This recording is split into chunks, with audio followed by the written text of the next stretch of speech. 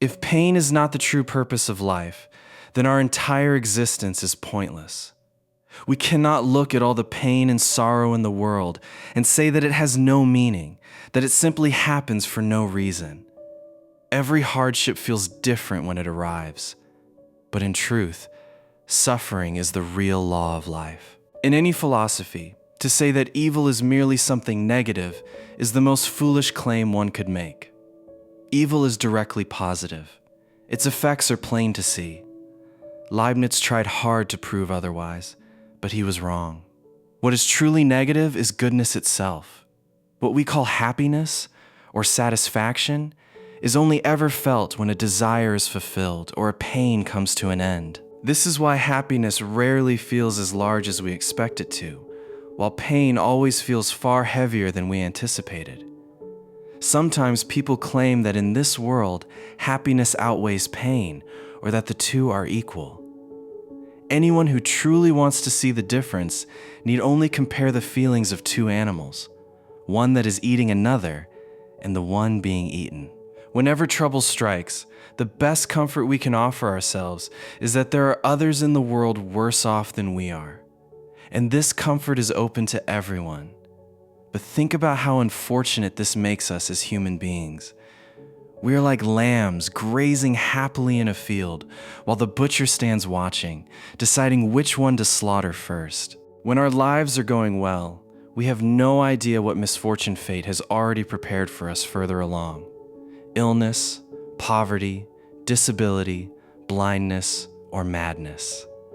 One of life's greatest sorrows is that time never stops pushing us forward. It never lets us catch our breath, the way a master drives away, someone from the trash.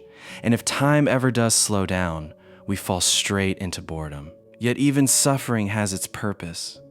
Just as our bodies would burst if the pressure of the air around us were suddenly removed, so too would a person swell up with arrogance, with unbearable ego, to the point of madness, if every sorrow, every need, every hardship were stripped from life. I would even say that a little suffering, a little worry, a little trouble is necessary for every human being. A ship without ballast cannot sail straight. It is also true that labor, worry, effort, and hardship make up nearly the whole of almost every human life. And consider, if every desire were granted the very moment it arose, what would a person even do? How would they spend their time? If everything in the world came easily, if even love were handed to everyone without struggle, people would either grow bored and destroy themselves or descend into war, violence, and killing. In the end, humanity would inflict upon itself even more suffering than nature already gives it today. When we are children, thinking about the life ahead of us, we are like children sitting excitedly in a theater before the curtain rises, with no idea what is actually about to unfold. It is a blessing that we do not know the truth of our own future. If we did, children would often seem less like they'd been granted life and more like they had been sentenced to it. A sentence of living, not of death. Except that at that age, they cannot yet understand what any of it means. And still, everyone wants to grow old, meaning everyone wants to reach a state about which all that can be said is, today is bad, tomorrow will be worse, and so it will continue until the worst arrives. If you consider how much suffering, pain, and sorrow the sun witnesses in its light, you might conclude it would have been better if the sun had never given the earth the power to create life at all, the way it never did for the moon, and instead left everything on this earth completely still and cold. You could look at life itself as a pointless tale that disturbs the peace of non-existence. And no matter how well things may have gone for you personally, the longer you live, the clearer it becomes that life, in truth, is a deception and a disappointment. If two men who were close friends in childhood meet again many years later as old men, the feeling that rises most strongly in both of them is disappointment. Disappointment with life itself. Because their minds drift back to those old days when life felt so full of promise, when everything seemed possible, when so much seemed within reach. But in the end, so little actually came. This feeling runs so deep that neither of them even needs to say it aloud. It moves silently between them, and every conversation they have is built quietly on that same foundation. A person who lives to see 2 or 3 generations pass is like someone at a fair who watches the magician's show again and again. Those tricks, that magic, are meant to be seen only once. Watch them enough times, and all the wonder drains away. Everything starts to look fake. No one is especially fortunate in their own life. But there are countless people whose situation is far more painful still. Life is a task that must be completed. The word defunctus, meaning one who is finished, captures this well. The man has completed his work. If having children were purely a matter of reason, of careful thought, the human race might not continue at all. Perhaps a man would feel such deep sympathy, such pity for the generation to come, that he would refuse to hand them the burden of existence, or at the very least, would not do so with such a cold heart. People will say there is no comfort in my philosophy, no consolation in my thinking. That is because I speak the truth, and people would much rather hear that everything God made is good. So go to the priests, then. Let the philosophers do their work. At the very least, do not expect us to bend our thinking to fit what you've been taught. That is the job of false philosophers, of dishonest thinkers. Ask them for anything, and they will hand it to you. University professors will always tell you pleasant things. Their theories are easy to knock down, and frankly, rather enjoyable to knock down.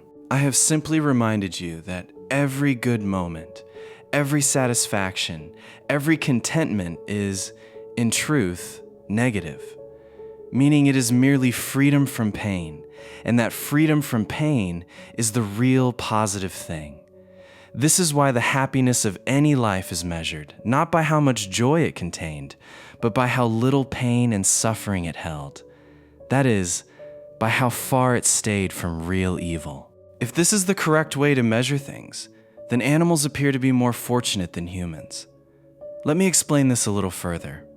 However different the forms of human joy and human sorrow may be, a human being is always chasing happiness and always fleeing suffering. And the true foundation beneath all of this is simply the pleasure or pain of the body. This foundation is remarkably small. Health, food, shelter from rain and cold, the satisfaction of sexual need or their absence. In terms of pure physical pleasure, then, a human being is no better off than an animal. It is only the mind that makes every joy and every pain felt more deeply. But the emotions stirred within a human being are also far more intense than anything an animal feels, even though, in the end, both are chasing the very same things: health, food, clothing, and so on.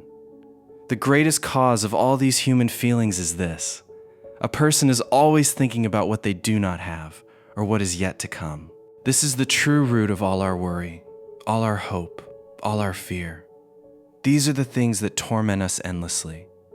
Unlike an animal, a human being does not simply live through the pain or pleasure of the present moment. A human has the power to think, to remember, and to imagine what is coming. We can gather up all our sorrows and joys and relive them again and again. An animal has none of this. When it feels pain, it feels it fresh each time, as though for the very first time, no matter how many times that same thing has happened before. It does not know how to keep an account of its own feelings, and that is precisely why it remains so carefree and at ease. And this is exactly what we envy in it. But a human being has the power to think and to understand, and it is this very power that magnifies the emotions. This same joy and sorrow, which humans share with animals, grows so intense in us that a person can sometimes die of happiness and sometimes end their own life out of sorrow. If we think a little more deeply, we will see that human beings have, on their own, increased their needs and the tension of fulfilling them, all in the name of increasing their happiness. Once, our needs were as simple as an animal's, but now, they have become far harder to satisfy. This is exactly why life is filled up with every kind of luxury, every kind of indulgence. Special foods, tobacco, opium, alcohol, expensive clothing, and countless other things that people have come to see as essential to life. And beyond this, out of pure thought, human beings have created a strange and separate kind of joy and pain that affects us more than almost anything else: ambition and the feelings of honor and shame.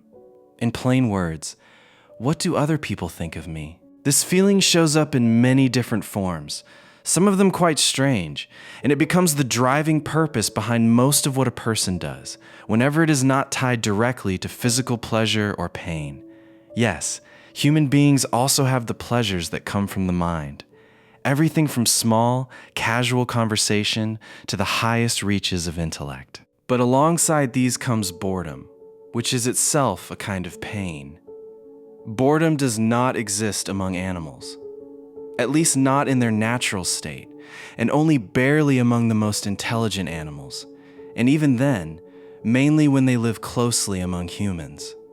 But for human beings, boredom has become an enormous punishment. People who spend their whole lives simply chasing money without ever putting anything into their minds are the clearest example of this pain of boredom. Their own wealth becomes their punishment because they have nothing left to do with themselves. To escape it, they rush from place to place, travel endlessly, and the moment they arrive somewhere new, the first thing they ask is, what fun is there here? What entertainment is there? Exactly like a beggar asking where he might find alms. Truly, need and boredom are the two poles of human life. And finally, when it comes to matters of sex, human beings get tangled in a struggle all their own, which drives them to insist again and again on choosing one particular person. This feeling sometimes turns into an intense form of love, which brings a little pleasure and a great deal of suffering. It is genuinely astonishing that through thought alone, a human being builds such a vast and towering structure of joy and sorrow. A structure that still rests upon the same small foundation shared by humans and animals alike. And yet, a person traps themselves in such enormous storms of emotion that all of their suffering becomes visible in the very lines of their face.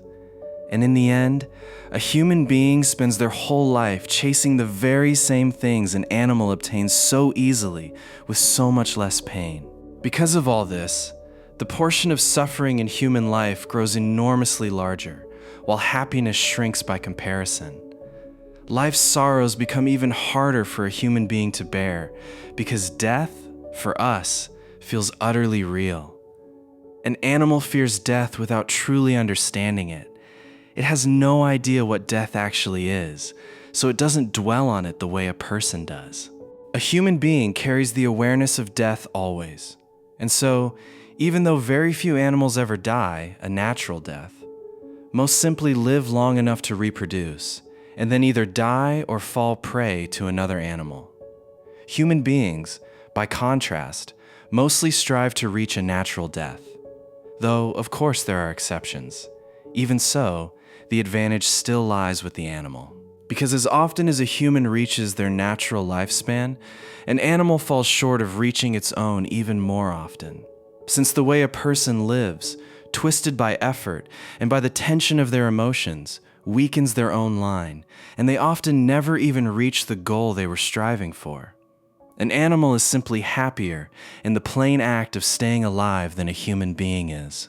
Plants are entirely content with nothing more than that. A human being, too, finds just as much happiness in simply being alive, in proportion to how simple and how limited their understanding remains.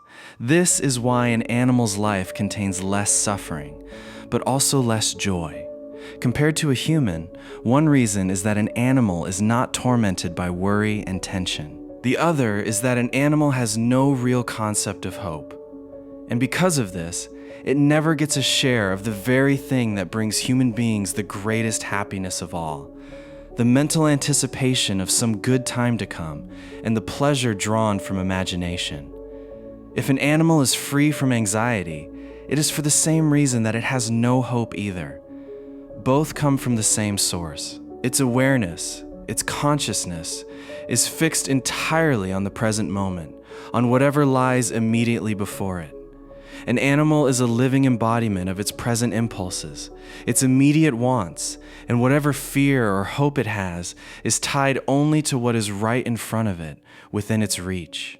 But a human being can look across their entire life, their past, everything that has already happened, and their future as well. In this one respect, animals appear wiser than we are. They enjoy the present moment fully, in complete peace. And it is exactly this peace of mind in animals that so often makes us feel ashamed of ourselves, seeing how we, through our own thoughts and worries, make ourselves restless and unhappy. In truth, even the pleasant anticipation of good things to come does not come to us for free. Whatever pleasure we get from looking forward to something is really a portion of the pleasure that thing itself would have given us anyway, simply borrowed in advance. Later, when the thing actually arrives, that earlier pleasure of anticipation is subtracted from the joy of receiving it. The longer we wait for something, the less satisfaction we feel once we finally have it. It isn't this way for an animal. Its pleasure arrives whole, all at once, without any such deduction. In the same way, evil or suffering affects an animal only to the exact extent of its actual weight. But for a human being, the anxiety of anticipated fear multiplies the suffering tenfold. This is why an animal living entirely in the present feels so appealing to us in our household pets. They are simply the embodiment of this moment, and sometimes they remind us just how precious every hour is that carries no worry or trouble in it. While we humans, caught up in our own thoughts and tension, manage to spoil even those hours. But the human being selfish and hard-hearted, takes cruel advantage of this very quality in animals, and often reduces their existence to nothing more than bare survival. Take a bird that was born to roam the whole world. A human locks it away in a small cage where it withers slowly, aching for freedom. In a cage, a bird does not sing, it weeps. And when I see how a human being treats even his best friend, the dog, chaining it up, I feel deep sorrow for the animal and deep anger at its owner. Later, we will see how a lofty philosophy can be used to justify human suffering. But this reasoning does not extend to animals, because their suffering is mostly caused by human beings, and in many cases occurs in great abundance, even without any human involvement at all. So the question naturally arises, why does so much torment, so much pain exist at all? There is nothing here that allows us to simply decide, by will alone, to stop and free ourselves from suffering. For the suffering of animals, there is really only one explanation that makes sense. The will to live that drives this world must feed upon itself in order to fulfill itself. And so every single thing lives at the cost of something else. I have already noted that an animal's capacity to endure suffering is smaller than a human being's.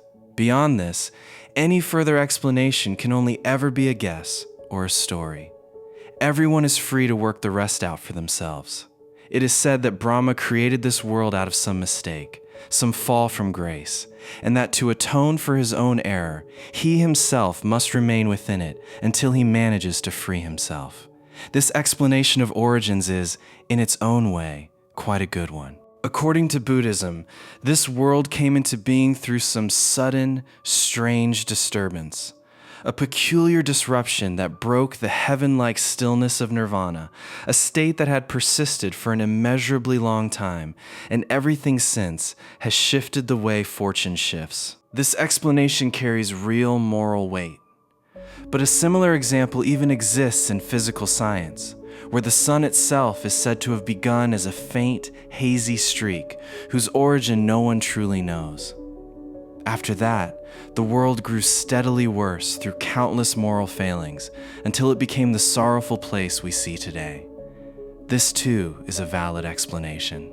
The Greeks regarded the world and its gods as the work of some force whose truth is impossible to know.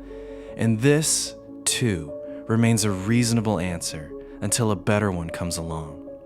Another example is Ahriman and Ormuzd, locked in eternal enmity, forever at war with one another. This, too, is not a poor explanation. But to believe that some all-knowing, entirely good God simply chose, of his own free will, to create such a sorrow-filled world, and then applauded his own work and declared it all very good, that idea does not hold up at all. The explanation offered by Judaism sits well below the thinking of every other civilized religion, and it's precisely for this reason that it contains no hint whatsoever of the soul's immortality. Even if we accept Leibniz's claim that this is the best of all possible worlds, that still cannot justify God for having created it. Because God did not merely create this world, he also created the very possibility of it. He should have shaped that possibility so that something far better could have come from it instead. There are two facts that prevent us from believing this world is the successful, well-reasoned creation of a wise, kind, and all-powerful God. First, that there is overwhelming suffering, overwhelming misery everywhere in it. And second, that its highest product, the human being, turns out to be deeply flawed, almost a mockery of what it should be. Neither of these facts fits with such a belief. Instead, they support exactly what I have already said, that this world is the result of our own failings, and that it would have been better had such a world never come into being at all.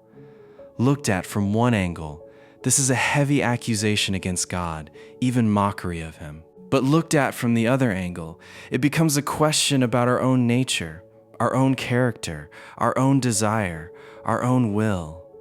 And it teaches us humility.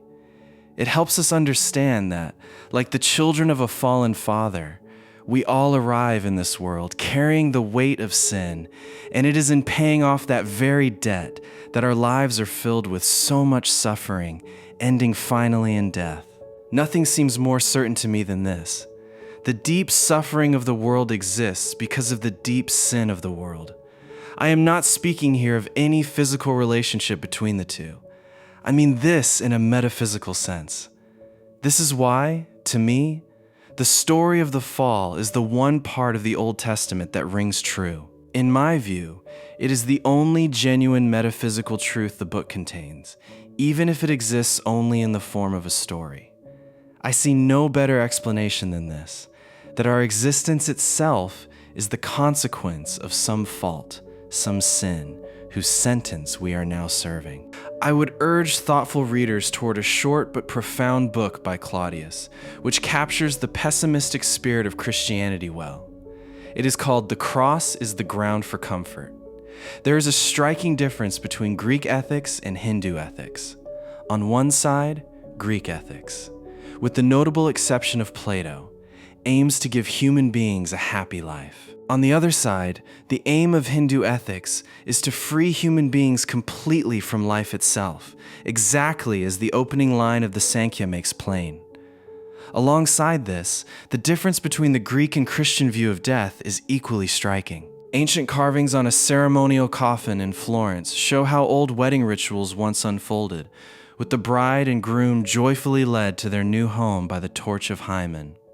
Now compare this to a Christian coffin, draped in black cloth, marked with a cross above, the whole atmosphere heavy with grief. These are two entirely different ways of finding peace with death, yet each is correct in its own way. One shows that the will to live never truly ends, even as its forms keep changing. The other, through the symbols of pain and death, tells us that denying the will to live is the true liberation. Because it is this denial alone that carries us beyond the boundaries of this sorrowful world of death and of evil. And when it comes to choosing between embracing the will to live or renouncing it, in the end, it is the Christian view that must be recognized as correct. This same difference appears between the Old and New Testaments, just as it does in my own ethics and in the moral philosophy of Europe. In the Old Testament, humanity is bound by law, but there is no liberation there. The New Testament declares that the law has failed.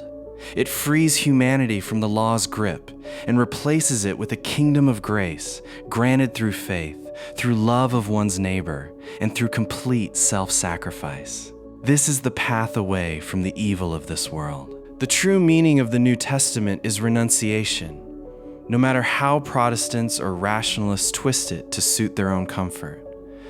The real meaning of renunciation is the denial of the will to live.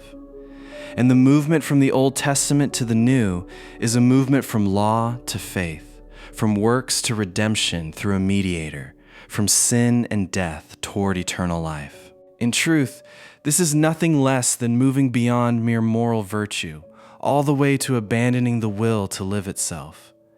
My philosophy shows what truly lies at the foundation of justice and of love for humankind. And if these virtues are fully embraced, they ultimately lead a person toward the very same renunciation of the will to live. At the same time, this makes it clear that a human being must eventually turn away from the world, and that giving up the will to live is the only true liberation.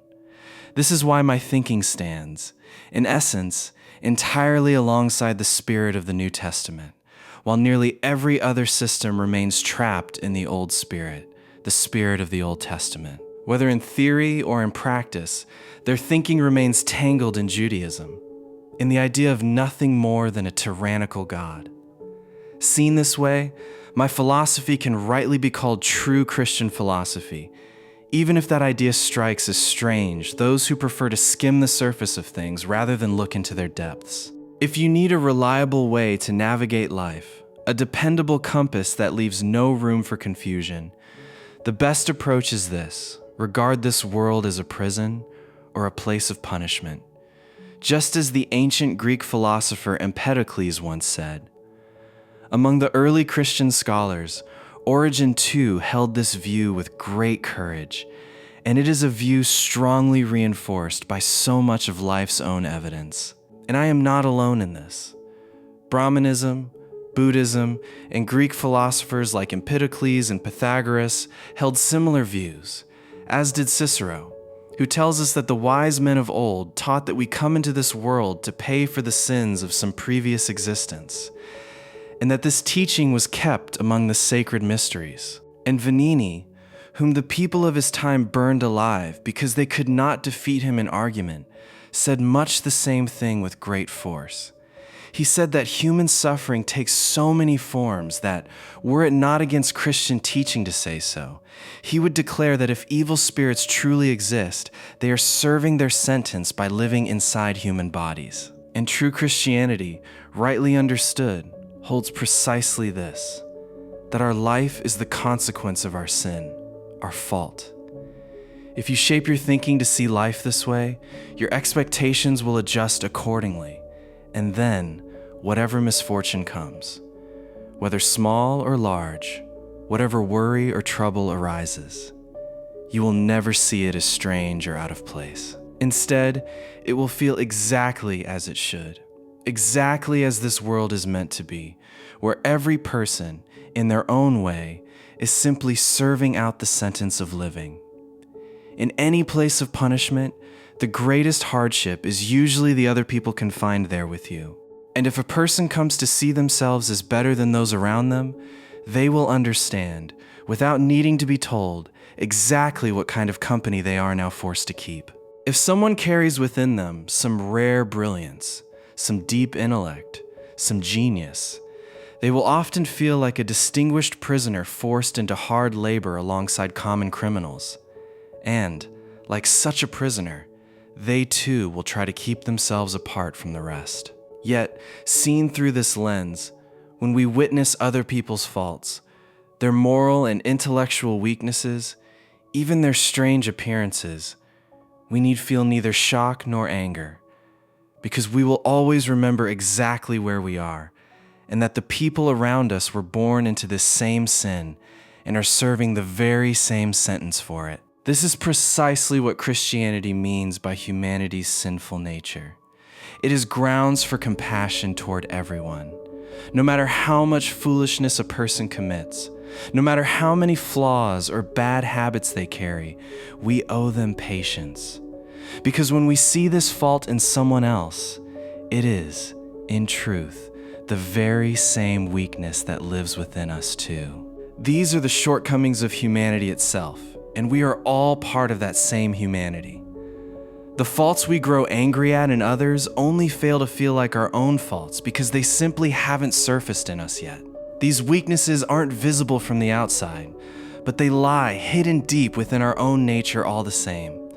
And given the chance, they would come out in us exactly as they have in others. Yes, it's true that one person may carry a fault another does not. And it is also true that in some people, the sum total of bad qualities runs far higher than in others. Because every person is different, and this difference cannot be measured on any scale. In truth, this belief that this world and the human beings in it are such that it would have been better had they never existed at all, fills us with compassion and gentleness toward others.